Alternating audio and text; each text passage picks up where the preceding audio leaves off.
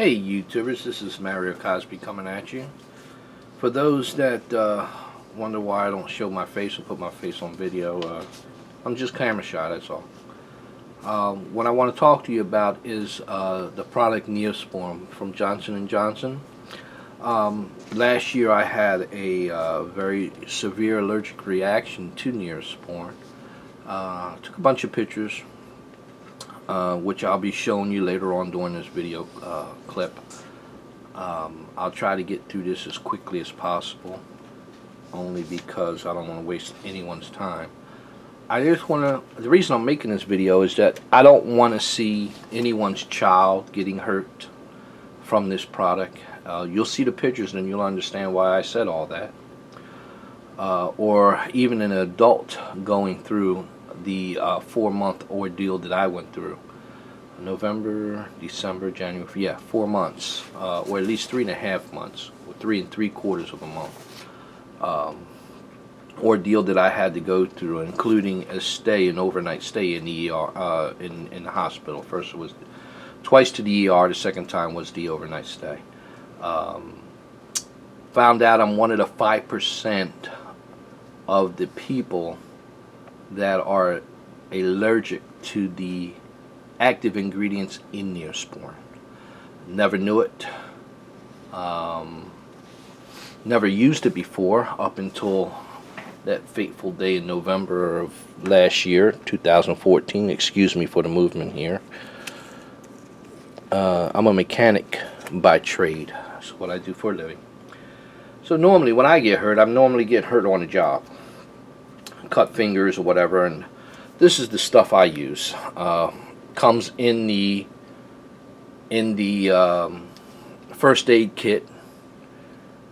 It's just antibiotic ointment, and I put a little on a band-aid and put it over the cut, and just go go on with my day.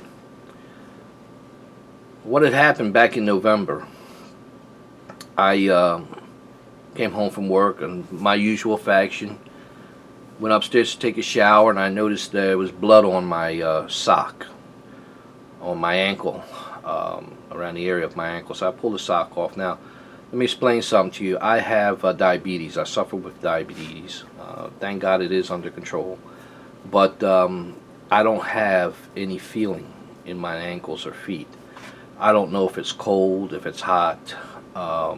If I go to the beach, I gotta wear beach shoes, because if it, I won't know if the sand is hot. If it's hot enough, it could blister my feet, and I won't even know it. Or if it's extreme cold, I won't feel it.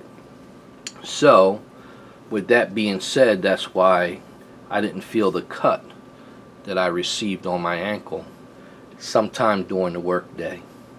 So, I pull the sock off, and I jump into the shower, take a bath, and my wife keeps the Neosporin in the medicine cabinet, and of course I grabbed it. I'm not thinking anything, I'm just thinking it's just another ointment that I can put on. A few days it'll be healed, and I go on, go about my own business. So I put some on the wound, and I put a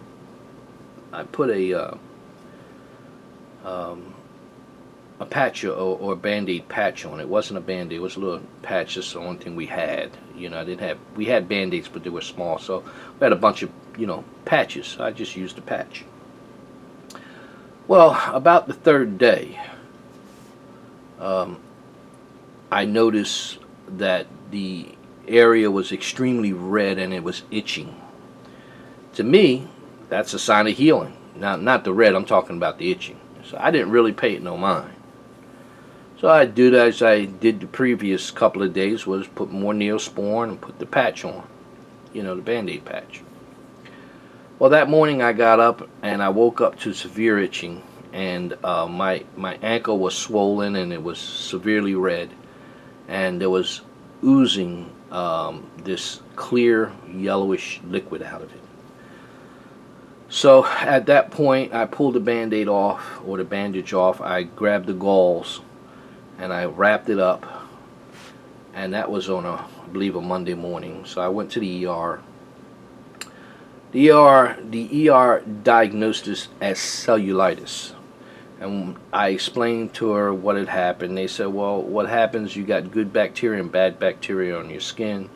What'll happen if you get a cut or something and around the bad bacteria, this could happen. You'll get cellulitis. So they took a bunch of tests to make sure it didn't get in the bloodstream. And that didn't happen, thank God. And they gave me antibiotics, oral antibiotics, and prescription for Benadryl. There was one other prescription, but I didn't use that one. So I know Benadryl makes me high because my wife has severe allergies, and every now and then she'll pop one of those. So I know what it does to her. So I said, call the job, told them I'm gonna be out for a few days because of what happened, and they were aware of it because I talked about it with them. Of course I'm walking around half high all day, popping nose every 6 hours or something like that. But it alleviated the itching, is what I'm saying. So that was Monday. The same week, that Wednesday, the doctor at the ER, I'm getting ahead of myself. While I was there, I asked the doctor, should I continue to use the Neosporin on the wound? He said yes. I said, okay, fine. He said it should clear up within a few days. I said, okay. So he advised me to talk to my doctor and, let her see it, inform her what's going on, and I did. And actually, the hospital that I'm involved with, it's a network, and my doctor is part of that network. So if something happens in the ER, I'm at the ER, she immediately gets notified. So I didn't have to do nothing. They called me, and I made an appointment to come in that Wednesday the same week. And she's seen it, and this time it's gotten worse. This time the ankle is, the leg is swollen. You feel heat radiating off of it. It was severely red. My foot was swollen. And she says, well, it looks like cellulitis. Continue to take the medication. If it gets any worse, give me a call. And by that Monday, the week of Thanksgiving, I had called her, told her it's getting worse. Now I had a rash going up the inside of my right leg, jumped over to my inside of my left leg, and went straight down my leg to my ankle. Now I'm scratching, I'm itching all over. I couldn't take no more days off. I had to go into work. So at that point, I stopped taking the Benadryl during the day so I can go to work. Now, the hardest part was during rush hour, because now I'm stop and go in traffic. I'm not moving, I'm not being occupied or preoccupied. I'm just trying to get home or trying to get to work. And when I'm at work, it's not a problem. I'm on my feet. I'm running around all day. So it really didn't bother me that much. But it was the stop and go traffic that was really hurting me. So during some time between Wednesday, I believe it was Wednesday, on my way home, I had, no, it couldn't have been Wednesday. It had to be Thursday, Thanksgiving Day. We were going to my son's. Now, I live in Pennsylvania. He's up in the Poconos, so we were going up to his house for Thanksgiving. And on the way up there, I started itching because I can't take the Benadryl because I'm driving. And I happened to break the skin now above the wound area, up around just below my knee. So I break it. I'm bleeding now. So guess what I do? Grab the Neosporin, put some on a Band-Aid, put it over the wound. That was Thursday. Friday, I get home. Now, I get home that evening. I go to take a shower, jump in the shower, I get out, no big deal. Of course, I don't have the bandages on. I get out, and I happen to notice now, all along this is going on, the wound, my original wound, is still weeping this fluid out of it. Okay, and I'm still using the Neosporin, not thinking I had an allergic reaction to it, because it's Johnson & Johnson. I didn't know I was allergic to any of the active ingredients in Johnson & Johnson. Had no clue. Just trusted it. Doctor said it was fine. Did my thing. Now, As I'm getting, well, as I'm drying myself off, I'm looking over. I have a habit of looking at my feet and things like that because when you got diabetes, that's what you're supposed to do. Make sure I didn't step on nothing, didn't walk on anything, didn't puncture a hole in my foot. While I'm doing that, I happen to notice there's a small hole in my leg just below my knee where the skin broke and started bleeding from me scratching so much. Well, it was about 3 centimeters in diameter and about 1 centimeter deep. So guess what I do? Grab the Neosporin with the Band-Aid, put it on there. Again, that's what happened with the use of Neosporin. It put a hole in my leg. I'm thinking now I have that flesh-eating disease, that bacteria that eats flesh, and I'm saying, oh man, that's the last thing I need now. I'm looking at my ankle, my foot's swollen, it's red, I got a rash running down both the insides of my legs, I'm scratching, I'm saying, what the hell is going on here? So I go back to the ER. They seen it, they said, all right, we're keeping you. They admitted me overnight. That was about 6:30 that evening. They started an IV, but it was for antibiotics. And during the course of 6 o'clock that Friday evening till 12 o'clock, I'd have to say 6, 12, within a course of 18 hours, I've had three bottles of this antibiotic go through my body. So about 1 o'clock, the infectious disease doctor comes in my room. He looks at it and he says, what was I using? What was the original cause of it? What was I using to dress the wound? And I told him Neosporin. And he smiles a little. He says, if I took a picture of your wound and sent it to 25 different colleagues, what you think they would say the problem was? I said, I have no idea. He says, you're one of the 5%ers that has an allergic reaction to Neosporin. So he says, immediately stop using Neosporin. By that time, the antibiotics, of course, have kicked in. And I don't feel the itching as bad anymore.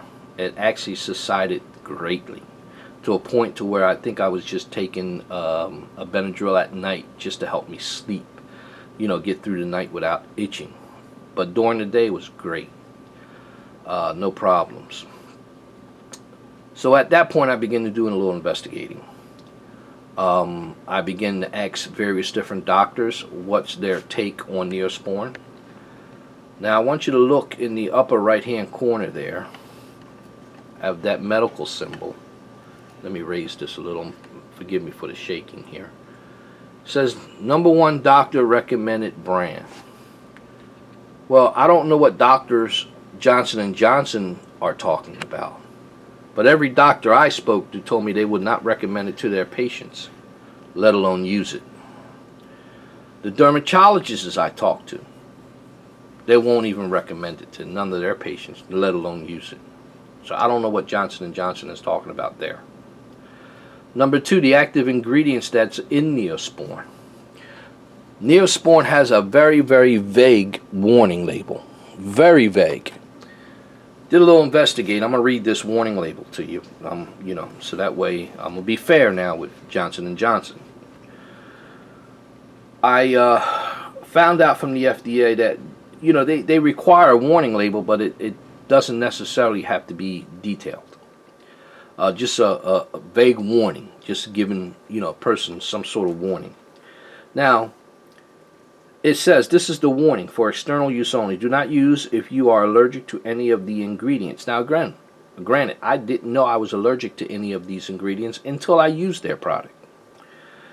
Don't use it in eyes or over large areas of the body. Ask the doctor before use if you have deep puncture wounds, animal bites, or severe burns.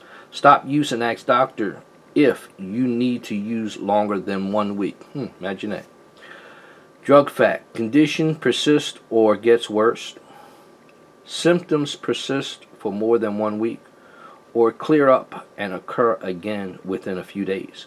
Rash or other allergic reaction develops. Keep out of reach of children. Now think about this. Keep out of reach of children. Yeah, you do that with all your drugs. We understand that. But they're using Neosporin in children's Band-Aids. Imagine that. Kids get scraped up, cut, and things like that from playing, stuff like that. So, sports and all that. So now they got Neosporin pregnated in Band-Aids. Band-Aids. Now I want you. No, sorry about that. Now I want everybody to. I'm gonna raise this because I got pictures I want to show you. But I want everybody to read, listen to what their description. I did a Google search on the 3 active ingredients in Neosporin, and here's what I found out. Just sorry about that. Hope everybody can see that. Let me see if I can pull out a little. There you go. But this is the 3 active ingredients in Neosporin, and can everybody see what it says and what the side effects are? Especially the severe allergic reaction to it, rash, hives, itching, difficulty breathing, really, tightness in chest, swelling of the mouth, face, lips, or tongue, skin irritation not present before using. Imagine that. Worsening or reoccurrence of wound systems. Now, you go to tell me this brand name product that Neosporin that Johnson & Johnson produces, is all that safe? We got our children using it. We got adults using it. Now, for those that have used it and didn't have a issue with it, great. God bless you. I'm glad that you don't have an issue with it. But what about that person that doesn't know that he has allergic reaction to it? What about that child that you put on a child, and as soon as you put it on, within that same day or the next day it's red and it's itching, and your child is complaining that it's itching, and you're thinking it's itching because, hey, it's healing, because itching is associated with healing at sometimes, with wounds. You're not thinking anything's wrong with it. This is a brand name. This is Johnson & Johnson. Hell, my mother, my grandmother, my grandfather, my father, my children, our children's using Johnson & Johnson. Heck, my wife still uses Johnson & Johnson baby oil, when she takes her shower for her dry skin. So I'm not thinking I have a problem with Johnson & Johnson or I have an allergic reaction to their product. Not at all. But then when I read those when I read those side effects, and I'm saying, okay. And then the doctors tell me, the infectious disease doctor, yeah, you're one of the 5%ers that has allergic reaction to Neosporin or the active ingredients in Neosporin. Now, I did a little math there, and I round off 300 million here in the United States. There's more than 300 million people here in the United States. Excuse me. 300 million by 5% equals 15 million people that this affects. This could be your child, your mother, your father, your sister, your brother, you, and you don't even know it. Because the warning label on the box is very vague. It doesn't tell you. All right, what if it told you? When I read the warning label, if it had difficulty breathing, itching, hives, rash, burning sensation, stinging, mouth may swell up, tongue may swell up, you'd think for 1 minute I would buy this product. I rather it said these things and said use at your own risk. That would be a great disclaimer. At that point, you're not buying it. So I'm wondering if that's the reason why they don't put this disclaimer on their products, because they're worried about sales. It's all about money. By the time everything was said and done, loss of wages, out-of-pocket expenses, and what the insurance paid, there was a total of over $12,000. I got a letter from them, because I wrote them and told them. They sent me out envelopes so I can send them back. Doctors release for medical records. I also typed up a detailed description of everything and dates and times. Doctors' names and all this other good stuff. Sent it out to them. When I sent it to the corporate office in New Jersey. Now I live in Pennsylvania. Sent it out to the corporate office in New Jersey. Well, when I spoke to the people prior to sending the packet to them, they told me it's an 8-week investigation that they do. I said, okay, fine. So I sent out the packet. Well, 8 weeks go by. Well, actually 9 weeks go by, and I called them because I haven't heard nothing from them. Now, when I sent the packet, I sent it you know with the post office, through the post office, but I had confirmation, signature and tracking, and I know they received it. Well, when I called them, now they're in Wisconsin, they never received it. So when I pulled out the receipt to prove that somebody signed for it, well, I sent the package to the corporate office in New Jersey. So the young lady was nice enough to give me the number to them. I called down there. They gave me the phone number to the mailroom. So I called the mailroom. I spoke to the gentleman. He received the packet. He remembers receiving the packet. He said he sent it off to complaints. So he told me call him back in a couple of hours. He was going to go check to find out where this packet was, because I asked him I need it back so I can send it to Wisconsin. That's where it should have been mailed to the Neosporin plant out there. Well, called him back a couple of hours. He was very honest and very nice to me. He told me they threw it out. Imagine that. Threw it out. So I do this. I call Wisconsin. They send me another packet out. I send them all the information again, plus pictures, because the reason I took pictures was the doctor told me to take a washable felt marker and to outline the rash and see if it grows or it gets smaller. Judge the progress. But I said I'll do better now. I'll just take pictures, and that's what I did. So the pictures that you'll see are not in order. They were ordered in the phone, but when I transferred them to the computer, for some reason they didn't get in order, and I can't put them in order. So anyway, that's what I did the second time. This time I mailed to Wisconsin, did the same thing, tracking and signature. When they received it, I called them, and they confirmed that they received it, but it was still down in the mailroom. I called back the next day. They say, yes, we have the packet, and we're distributing it to the proper authorities, whoever's got to look at this stuff. Week later, I get a letter from corporate in Jersey. It was the legal claims.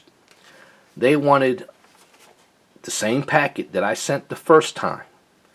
They want the same thing that I sent the second time to the Wisconsin office. They want doctor's releases, a detailed statement, but in this detailed statement, they wanted a monetary value of what I wanted for compensation for the use of this product. Now, in their letter, they had this disclaimer that Johnson & Johnson's not admitting to any fault and all this other good stuff. That's fine, whatever. So that's what I did for the third time now. Now, this was back in April. I just heard back from them in August. Now, the reason I waited this long to make this video was because I needed to be honest with myself. I wanted to make sure I didn't want to make this video out of any malice against Johnson & Johnson. Look, it's a great company. I've used their products. My grandchildren use their products. My children use their products. My children use their products on my grandchildren. I'm not downing Johnson & Johnson at all. I just wish that they would take responsibility for the products that they make. When somebody gets injured, then I feel that they should, whoever that product they use, and that person get hurt by that product, then that